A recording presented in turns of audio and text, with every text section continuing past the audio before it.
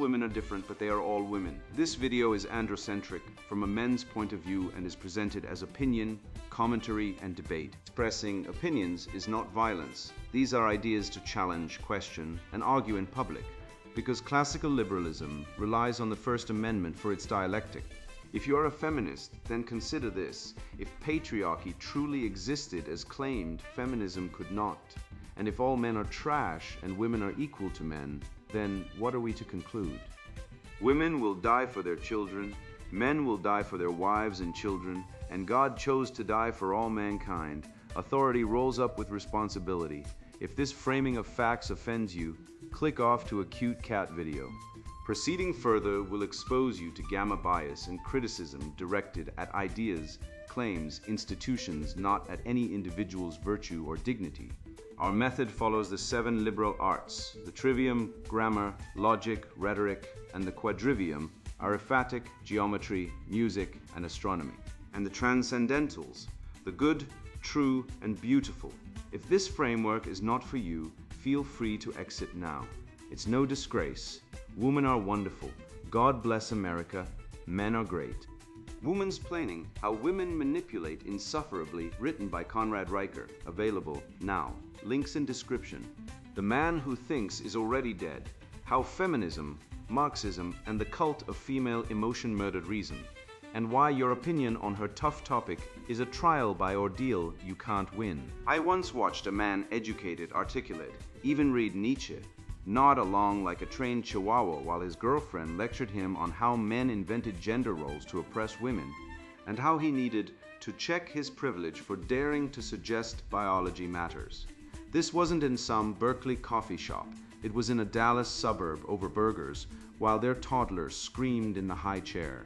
I wanted to scream too. You're not a man, you're a eunuch with a driver's license. That moment wasn't an anomaly, it was the rule. Across this dying continent, men surrender their minds not to war, but to women who weaponize emotion like a cudgel and call it communication. They are not arguing. They are executing psychological compliance drills. And the reward is not love, it's temporary survival. You think I'm exaggerating? Let's do the math. 40% of marriages end in divorce, 70% of those initiated by women, and in family courts, fathers lose custody 80% of the time, even when no abuse exists. The system isn't broken. It's working exactly as designed, a genocentric tribunal where men are presumed guilty of being men. And yet you'll find men in therapy paying $200 an hour to be told they need to listen more and validate her feelings, as if they're debugging a faulty toaster, not being slowly erased from their own lives. I've seen men locked up for commenting women aren't doctors on Facebook, while clinics hand out puberty blockers to teenagers so they can figure out their gender.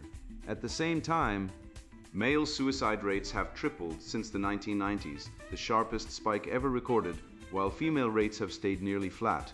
Is it a coincidence? No, it's direct cause and effect. When you rob a man of his purpose, his identity, his future as a father, with DNA tests now showing 1 in 10 kids not biologically tied to the man raising them, and then label him the villain, you don't get fairness, you get graves. The left understands this. That's why they avoid real debate. They spread ideas like a virus. They don't use reason. They push critical legal theory to twist justice into punishment, trans-Marxism to erase biological reality, and guilt-driven tactics to turn affection into manipulation. I once heard a woman say, "I don't need him to be strong. I need him to be there when I'm lost in a crowd." That's false. It's a power play masked as need. If you don't step up when she can't find you at the airport, she'll later tell others you disappeared from the relationship. It's not about security, it's about dominance. And if you spend your days catering to her constant emotional demands instead of building real value, instead of gaining expertise, creating work, training your body, fasting, or deepening your faith, you'll end life with nothing but proof of payments to her counselor. Time isn't currency. Time is forever lent to you. Every second you surrender to progressive blame games, forced pronoun rituals, or mandatory inclusion lectures is a second ripped from your spirit. The mirror of the mind, testing critical thought in a sea of lies. He who once forfeits the privilege of free thought will never recover it.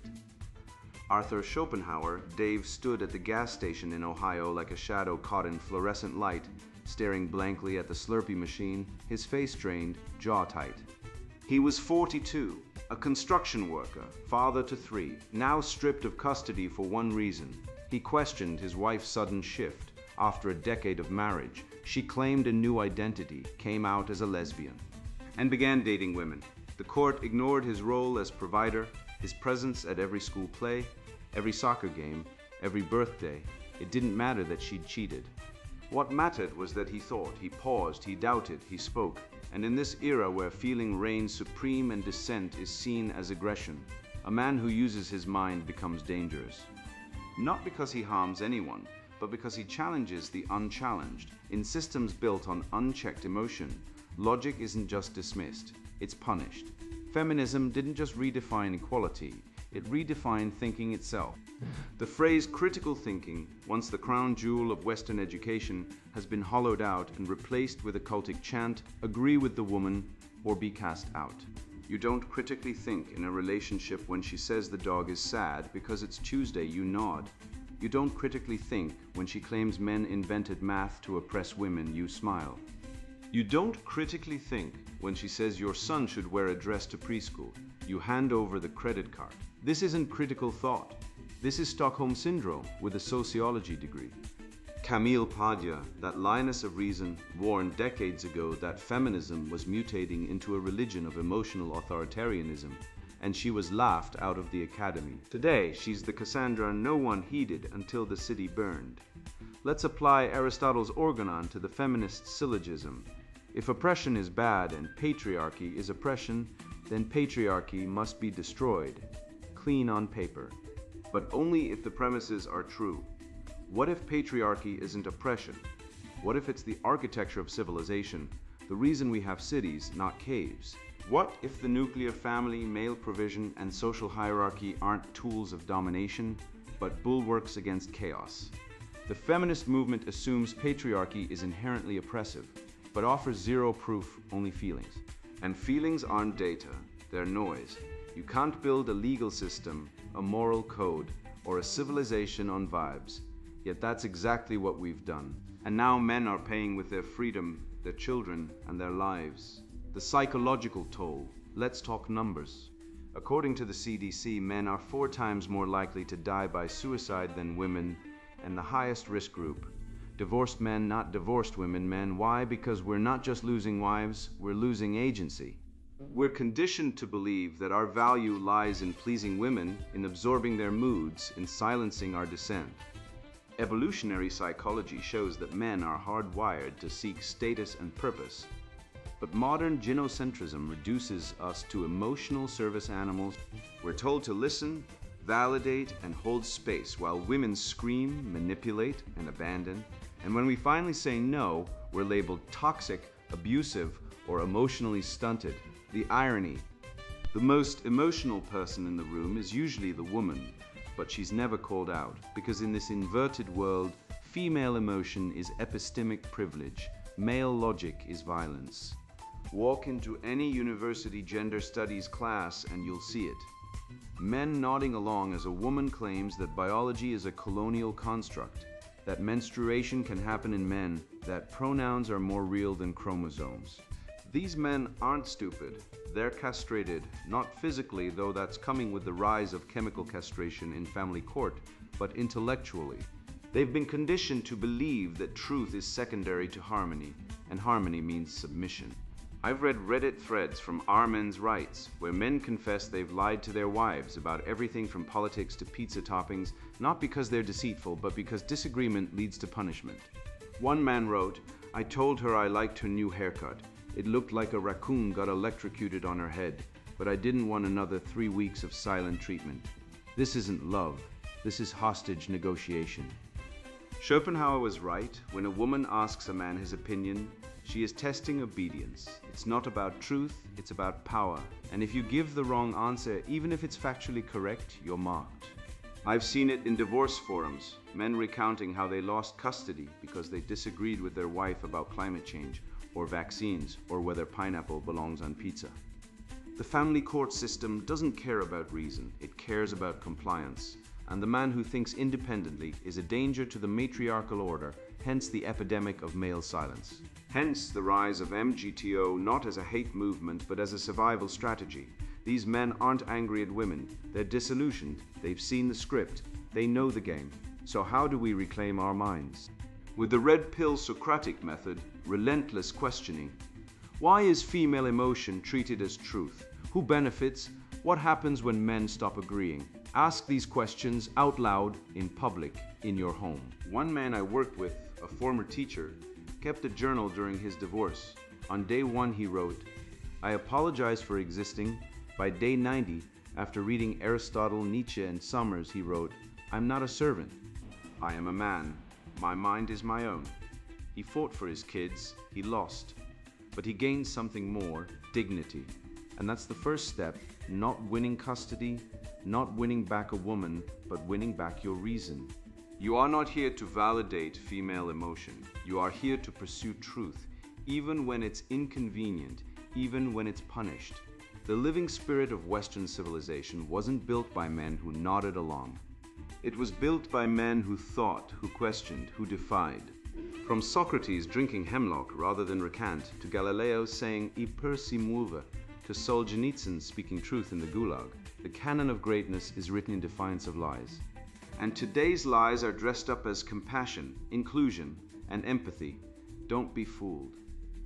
The most oppressive regimes always wear kind faces, and the soft tyranny of female emotional dominance is no different. Break the spell. Reclaim your mind, or die a quiet death in a slurpy aisle, wondering what happened to your soul. I once believed I was the problem, that if I just listened more, agreed more, suppressed my instincts more, I'd finally be loved, accepted, included. But after years of watching women weaponize emotion, academia peddle lies, and men kneel like eunuchs in the court of feminist absurdity, I realized the rot wasn't in me, it was in the system.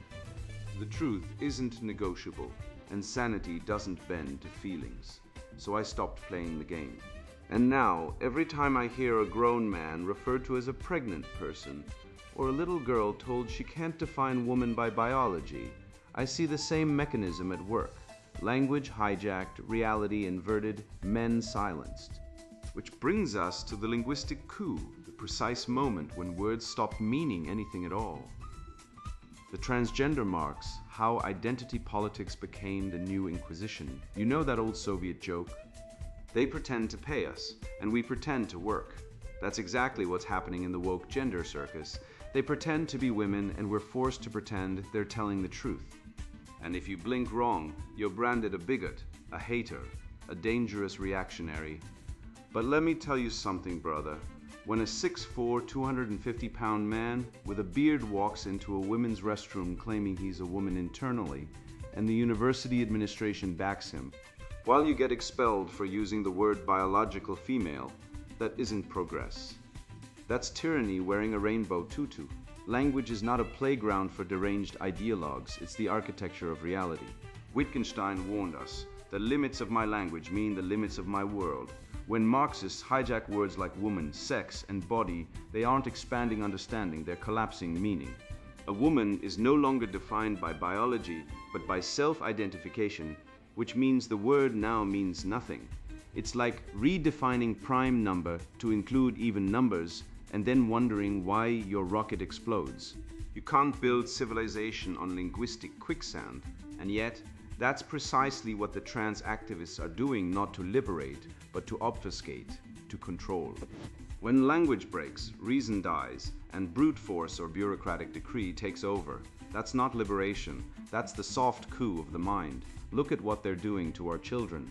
In California's Oakland Unified School District, kindergartners are handed the gender unicorn, a rainbow-colored diagram asking 5-year-olds to pick their gender identity, gender expression, sex assigned at birth, attraction to others, and emotional attraction. Let that sink in. We're asking toddlers to sexualize themselves before they can tie their shoes. In British Columbia, schools are told to keep a child's gender journey secret from parents. Yes, that's right. The state is legally empowered to lie to mothers and fathers while their kids are dosed with puberty blockers. These drugs, like Lupron, chemically castrate children, halting bone density growth, sterilizing them, and causing permanent brain fog. And for what? So, some gender studies professor can publish another paper on queer performativity. This isn't healthcare. This is child abuse dressed up as affirmation. And follow the money, always follow the money. The US spent $4.5 billion on gender-affirming care in 2023 alone. AbbVie, Endo, pharmaceuticals, and other drug conglomerates are raking in billions from puberty blockers and cross-sex hormones. Meanwhile, universities are launching entire departments, gender studies, queer theory, transdisciplinarity, all funded by taxpayer dollars and staffed by ideologues who couldn't pass a logic exam if their lives depended on it. These departments don't produce engineers, doctors, or builders. They produce agitators, grievance mongers, and ideological shock troops. They're not educating, they're indoctrinating. And the end product? A generation of men and women who can't tell the difference between a uterus and a political statement. This is not about compassion, it's about possession. I call it ideological possession. The moment a person ceases to be an individual and becomes a mouthpiece for Marxist dogma. Their thoughts, their speech, their identity, all hijacked by a political virus. Take Keira Bell, a British woman who was pushed into medical transition at 16 by the NHS Gender Identity Development Service. She was struggling with trauma, autism, and depression, but instead of therapy, they gave her hormones and surgery. She sued the NHS, saying they failed to explore her psychological issues and treated her like a checklist. She's not alone. Detransitioners are rising, and their stories are being erased, silenced, or mocked by the very institutions that pushed them into irreversible procedures. But their pain is real, and their regret. That's the tax we all pay for ideological fanaticism. Let me tell you about a young man at the University of Vermont. Let's call him James, though that's not his real name. He was told that a non-binary student demanded everyone use they/them pronouns and insisted on using the women's restroom. James reasonably objected, not out of hatred, but because he believed in biological reality and women's privacy. He referred to the student by their birth name once, dead naming, and was hauled before a campus tribunal. He was forced to attend sensitivity training, write an apology letter, and was threatened with expulsion. Meanwhile, the non-binary student, a biological male, continued using the women's locker room. That's not justice. That's inversion. That's critical theory in action, oppressor and oppressed flipped, truth sacrificed at the altar of narrative. And where did this madness come from? Follow the thread. Marx said the struggle is economic bourgeoisie versus proletariat. Then the Frankfurt School, Adorno, Marcuse said, no, the struggle is cultural. Then Judith Butler came along and said, actually, gender is a performance, reducing biology to a costume change. Then Kate Bornstein declared, I'm not a woman, I'm post-gender, and the floodgates opened.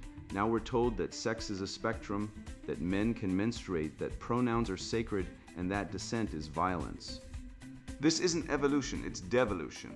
It's the same old Marxist hatred of the natural order, repackaged with glitter and gender pronouns. The goal isn't inclusion, it's destruction. Of the family, of biology, of truth itself. The Judeo-Christian tradition teaches that the body is sacred. Do you not know that your body is a temple of the Holy Spirit? 1 Corinthians 6:19. But the Gnostic left, the new Puritans in rainbow robes, hate the body. They see it as a prison, a social construct, a limitation to be escaped. They'd rather live in a virtual identity than accept the gift of their physical being. C.S. Lewis saw this coming in The Abolition of Man. He called it men without chests, hollowed out by sentiment and severed from objective truth. And now we're living in that world, where a man can claim to be a woman can claim to be a dragon, and if you disagree, you're a fascist. But nature doesn't care about your pronouns, biology doesn't negotiate, and reality always bats last. So what's the remedy? Virtue, courage to speak the truth, temperance in the face of hysteria, justice that defends the weak, not the ideologically aggressive, and prudence, the wisdom to see through the lies. Study the great books, read Aristotle, Aquinas, Shakespeare, Dostoevsky. They knew human nature not as a malleable social construct, but as a fallen, glorious, tragic thing that needs discipline, not delusion. Reject the feminist lie that men are toxic. Reject the Marxist lie that biology is oppression. And reject the cowardice of the institutions that let this insanity flourish. You are not a bigot for believing in reality. You are not a hater for defending truth. You are a man or striving to be one, and the world needs men who can see, speak, and stand, not sheep in pronoun collars, not eunuchs of thought, men with spines, with logic, with laughter, with the unshakable knowledge that a woman is a female human being, and no amount of ideological gaslighting will ever change that. I have watched the law, once a fortress of reason and a shield for the innocent, twisted into a cudgel wielded by ideologues who cloak vengeance in virtue. And I realize the rot runs deeper than courtroom rulings. It festers in the very philosophy that now passes for legal thought, where justice is no longer blind but glaringly biased in service of a revolutionary agenda disguised as progress. The law of the lie, how critical legal theory weaponizes justice. The law is reason, free from passion. Aristotle, and that is precisely why the left hates it. Let me tell you what happened to James Thompson, a high school biology teacher in Springfield, Massachusetts, who spent 12 years grading labs, coaching debate club, and never once receiving a negative performance review. One day, a student declared they were changing their gender and demanded James use a new name and pronouns. James, a man of principle and not political cowardice, politely declined, not out of malice, but because he believed in biological reality and didn't want to participate in a lie that would confuse children. Within 72 hours, he was suspended. Within 2 weeks, fired. The school board cited failure to create an inclusive environment. Inclusive. Since when did inclusion mean compulsory affirmation of insanity? Since critical legal theory rewrote the rules not to uphold justice, but to enforce ideological conformity. This isn't law. This is lawfare, and it's being used like a cudgel against men who dare to speak truth. Critical legal theory is not theory. It's terrorism disguised as jurisprudence. Born in the fever swamps of Harvard law in the late 1970s, it was midwifed by radicals like Duncan Kennedy and Roberto Unger, men who didn't want to interpret the law, but annihilated their goal to destroy the idea that law is neutral, objective, or grounded in natural justice. Instead, they proclaimed law is nothing more than the weaponization of power by dominant groups. But here's the catch. When you tear down all legal legitimacy in the name of exposing oppression, you don't liberate the oppressed, you empower the next oppressor. And today, that oppressor is the feminist woke DEI industrial complex. And its foot soldiers are administrative tribunals, tenure committees, and human resources departments that operate like Soviet-style commissariats. Let's apply the trivium, gentlemen, because if you're not using logic, rhetoric, and grammar to defend your mind, you've already lost. Take the CLT claim, all law is oppressive because it reflects power structures. Grammar, who is the subject? All law, predical, is oppressive. Why? Because it reflects power structures. Now apply logic. If all law is oppressive, then so is the law protecting you from being murdered or your property from theft. Does that make sense? No. Unless you're a lunatic or a Marxist and rhetoric, they're using emotive language, oppressive, dominant groups to trigger moral panic while smuggling in a totalitarian agenda. The remedy, natural law. The unchanging moral order discovered by reason, articulated by Aquinas, enshrined by Blackstone, and used for centuries to protect men's rights to life, liberty, property, and the pursuit of happiness against arbitrary rule. That system worked until the 1970s, when gynocentric sentimentality and Marxist resentment began hijacking the courts. I call it the legal red pill audit, a mental checklist every man must run when the state comes knocking. Ask, is this law protecting my rights or punishing my beliefs? Is due process being followed or bypassed for ideological convenience? Are facts being judged or am I being convicted for dissent? Consider the 2023 Massachusetts custody case where a father, let's call him David, lost full custody of his kids, not because he abused them, not because he missed child support, but because he criticized his wife's trans activism on a private Facebook group.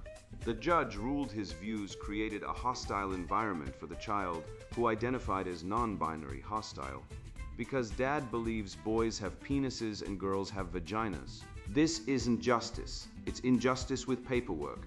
The law, once a shield for men against tyranny, has become a sword wielded by hysterical women and their bureaucratic enablers.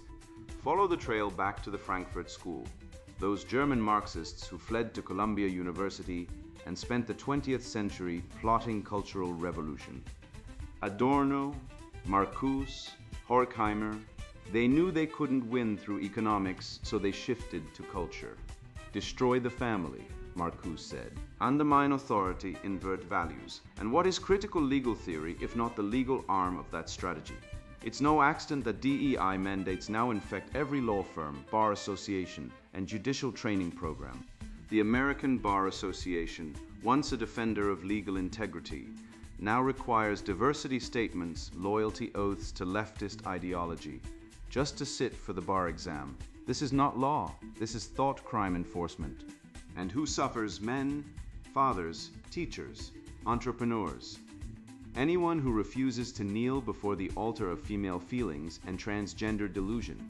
Let's talk numbers, because facts are the kryptonite of ideology. According to the Alliance Defending Freedom, over 60% of religious liberty cases in the past decade involve men being punished for refusing to affirm gender ideology. FIRE reports that 75% of campus speech suppression cases target male students and faculty. Meanwhile, in family courts, the most grotesque perversion of law in human history, men lose custody 70% of the time, despite equal or better parenting records. Why? Because the system assumes women are victims and men are suspects. This isn't justice, it's gynocentric bias codified into law. And with abortion rates exceeding 900,000 per year in the US, mostly by women choosing to end male procreated life without consultation, we see the full pattern. Women weaponize emotion, the state weaponizes law, and men are left disarmed, disenfranchised, and discarded. I'll leave you with this. The law was never meant to validate feelings. It was meant to restrain violence, enforce contracts, and protect rights. When we replace truth with trauma, evidence with emotion, and justice with vengeance, we don't create fairness, we create chaos. And in that chaos, only one class thrives: the professional victim class, led by women and their ideological enablers. Wake up, audit every legal demand with the trivium, defend natural law, reject the lie. Because if we don't restore law as the guardian of truth, it will remain the executioner of men. I learned this the hard way through betrayal, silence, and the slow suffocation of my own schedule by women who called it care, while draining me of every hour I owed to my craft, my health, my God. I once spent 72 minutes on a check-in call with a woman who later ghosted me for 3 weeks, then demanded another hour-long therapy session to process the distance. That's not love, that's time predation. And it's not accidental, it's programmed into the feminist curriculum. Extract male time, waste it on emotional theater, then weaponize the fatigue against him when he dares resist. I now guard my minutes like a monk guards his vows, because I've seen what happens when a man surrenders his hours. He wakes up at 47, childless, broken, and wondering why his life built nothing, while others built empires from the time he gave away like alms to a beggar queen. The primacy of time, why a man's hours are his soul. Time is the coin of your life, wrote Henry David Thoreau. It is the only coin you have, and only you can determine how it will be spent. I once watched a man in a Barcelona nightclub stand like a statue while his date, dressed like a fallen Valkyrie in sequins and spite, disappeared into the crowd for 23 minutes. He didn't follow, he didn't check. He didn't do anything, just sipped his drink like a neutered eunuch guarding a harem he couldn't enter. Later in the Uber, she snapped. I felt so unsafe, her voice dripping with the moral authority of a papal indictment. Unsafe? She wasn't assaulted, she wasn't lost. She orchestrated the separation she wanted to see if he would chase. This is not an accident. This is womansplaining in its rawest form, a dominance test disguised as victimhood, a feminist ritual where men are punished for presence and rewarded for servility. And if you think this is isolated, let me tell you, airport terminals, music festivals, subway stations, these are not places of transit. They are battlefields of time theft, where women deploy the lost in the crowd ruse to extract guilt, attention, and future concessions. I've seen grown men, engineers, soldiers, entrepreneurs reduced to trembling apologists because they failed to anticipate a woman's deliberate disappearance. The modern man doesn't lose his woman, he loses his time, and with it, his soul. You are not given time, you are given life in time.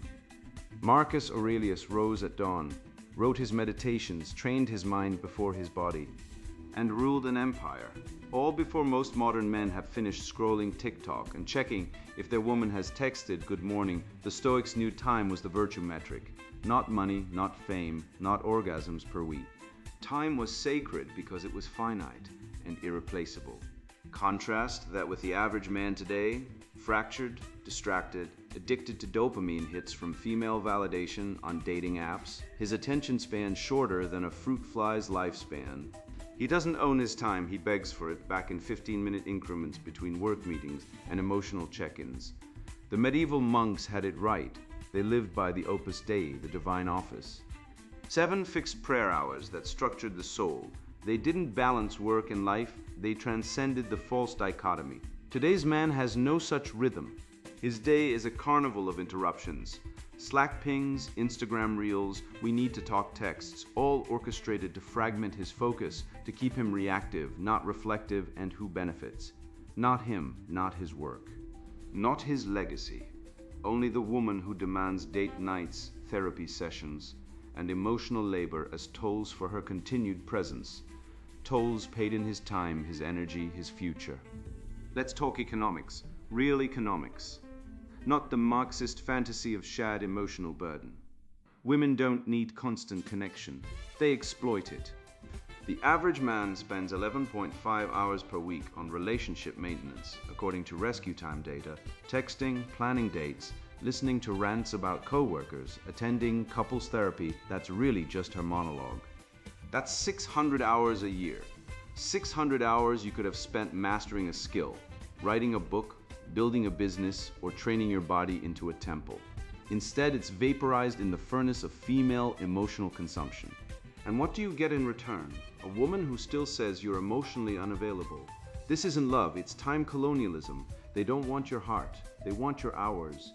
They don't care if you're a genius, a warrior, or a saint. If you don't hand over your time on demand, you're neglectful. I know a man who built a 7-figure sales company in 2 years.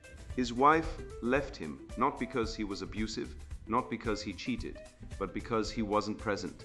Present doing what? Watching her paint her nails? Attending another important friend's birthday brunch? No, he was creating. And creation terrifies the parasitic feminine psyche because it cannot control it, consume it, or claim it. So I invented the Time Sovereignty Index, a brutal audit for men to reclaim their lives. Every hour of your day falls into one of 4 categories: creation, consumption, coercion, or connection. Creation is building, making, producing, writing code, lifting weights, composing music. Consumption is Netflix, porn, social media, time stolen from you. Coercion is forced obligations, HR trainings, family court hearings, mandatory fun office parties. Connection is real relationships, your children, your brothers, your mentors. Most men's logs are horrifying. 70% consumption, 20% coercion, 8% connection, 2% creation. You are not a man, you are a ghost haunting your own life. Compare that to Jordan Peterson. He guards his time like a dragon hoards gold. He doesn't do diversity training. He doesn't hop on every podcast. He writes, he teaches, he thinks on his terms. His refusal to waste time is not arrogance, it's spiritual warfare. Every minute he doesn't spend appeasing the feminist mob is a minute reclaimed for truth, beauty, and order. He knows what Marxists and feminists never want you to learn. Time is the battlefield of the soul. And let's be brutally honest about the economic lie that men must work harder to provide. Behavioral economics shows that men who trade time for money, 80-hour work weeks to buy bigger houses, fancier cars, more vacations for women, end up with everything except what matters: health, autonomy, joy. They die early, they go bald from stress. They lose their kids in family court because they were absent working to support the woman who sued them. Meanwhile, the digital nomad in Da Nang, living on $2,000 a month, trading money for time, has more freedom, more creativity, more life than the Wall Street slave. He walks on the beach at noon. He reads Seneca. He doesn't answer to HR or emotional check-ins. He is free. And freedom begins when you stop letting women and their Marxist enablers tax your time like feudal lords. Every date night, every therapy session, every we need to talk is a claim on your sovereignty. Reject it, audit it, fight for every hour like it's the last coin in your soul's treasury. You think she asked you to just talk about that trans bathroom bill because she values your mind? Ha! She asked because she wants to see if you'll flinch when the ideological guillotine drops, and if you'll bow your head like the thousands of beta males in divorce court who nodded along while their wives took the kids. The house and 70% of their income. Wake up. Every time you mutter yes, dear, to feminist nonsense, you hand her another brick of your soul to build her tower of control. I was no different. I once apologized for disagreeing with a woman about climate change, for God's sake, as if truth bends to her mood like a willow in a hurricane. But then I read Schopenhauer's line, "Woman is the incarnation of unreason." Not cruel, not misogynistic, just zoological fact. Like expecting a peacock to solve quadratic equations, we've spent a century pretending women are rational equals while they weaponize emotion like a samurai sword dipped in estrogen. Look at the data. 80% of divorces are initiated by women, 90% of family courts side with mothers regardless of evidence, and men are now 93% of prison suicides, not because we're fragile, but because we're punished for existing as men. I met a programmer in Prague last year who fled California after his wife accused him of emotional neglect for focusing on his startup. She filed for divorce, took the kids, and the court ordered him to pay $7,000 a month, more than his take-home pay. He didn't beat her, didn't cheat, just dared to value his work more than her drama. Meanwhile, women abort 250,000 male fetuses annually in India, and China just for being boys, selective infanticide not from poverty but preference. Yet here in the West, we're told men are the oppressors. The cognitive dissonance is thicker than a DEI officer's skull. When a woman gets lost at an airport and you hesitate to take charge, she's not confused. She's conducting a field test on your spine. And if you fail, she'll either leave you or slowly poison your confidence until you're a whimpering husk, begging for scraps of affection. That's not love, that's predation with lipstick, but you've read this far. You've faced the abyss and laughed. You've seen how the trans ideology is just Marxism in a dress, how critical legal theory turns justice into a partisan hack job, and how time is the one currency women steal with a smile while you slave for her approval. You now know real masculinity isn't about shouting or flexing, it's about thinking, choosing, and acting when the herd freezes. You've reclaimed your trivium. Your logic is clean, your rhetoric sharp, your grammar uncorrupted by woke jargon. You are no longer a subject of the gynocracy. You are a sovereign, so go teach another man. Send this not to a woman who will twist it, but to the brother sitting in silence, drowning in alimony and regret. Save one mind and you fracture the matrix. The red pill isn't bitter, it tastes like freedom. And freedom, my friend, is the only thing worth dying for or living for. And now the sponsored book introduction, Womansplaining, How Women Manipulate Insufferably. You're reading this because something feels off. Maybe you've been told to shut up for stating a fact. Maybe you've watched a woman flip reality inside out, claim victimhood, and walk away unscathed while you're blamed for a crime you didn't commit. Maybe you've noticed how entire institutions, schools, courts, media operate like extensions of a single emotional hive mind, always tilted against men, logic, and truth. I've lived it. I've been accused, gaslit, cancelled, and condescended to. I've watched as smart, capable men were reduced to emotional wrecks by women who refused to take responsibility, rewrote the past, and weaponized tears like tactical nukes. I've seen relationships collapse, not from lack of love, but from one-sided accountability. I've seen careers derailed by women who shit test first and ask questions never. I've watched young men grow bitter and silent, not because they hate women, but because they've learned that speaking honestly brings punishment, not respect. This book is not for everyone. If you're a woman who believes your emotions are facts, or a man who thinks agreeing with women will earn you love or safety, close this book now. Go watch a rom-com. Scroll TikTok. Drink the Kool-Aid. This is not for you. This book is for men who are awake. Men who've been red-pilled by life, not the internet. Men who see the rot in the culture and want to understand it, not to hate women, but to survive them. Men who value logic over feelings, truth over comfort, and merit over identity. This book is for those who've had enough of being told they're toxic for being competent, selfish for setting boundaries, or oppressive for existing. It's for men who want to reclaim their minds, their relationships, and their future. What you're about to read is not theory, it's autopsy. We dissect the female psyche not to demonize, but to diagnose. We trace how maternal instinct, when repressed, distorted, or weaponized, becomes leftism. We show how emotional reasoning replaces logic, how victimhood is monetized, how gossip and shame form the backbone of social control. You'll learn why women groupthink, why they deny reality, why they attack insight, and why they demand power while refusing responsibility. We expose how the hive mind operates through silence, through sisterhood, through performative outrage. We document the death of accountability in law, love, and life. We reveal how women en masse have become agents of chaos, not nurturers, how consumerism, not motherhood, became their religion, how education, media, and law have been gynocentrically coded to serve female interests at male expense. This is not a self-help book, it's a war manual. You'll learn how to spot manipulation before it lands, how to stop being shit-tested into silence, how to disengage from cry-bullying and gaslighting, how to protect your mind, your wallet, and your future from the emotional roller coaster of modern womanhood. We don't offer false hope, we offer clarity. You'll understand why women rewrite history, why they hate strong men, why they infantilize husbands, and why they project their own darkness onto men. You'll see how hormonal shifts arrested development and lack of identity fueled the machine. You'll grasp why female-dominated spaces become toxic, authoritarian, and irrational. And you'll realize this isn't about individual women.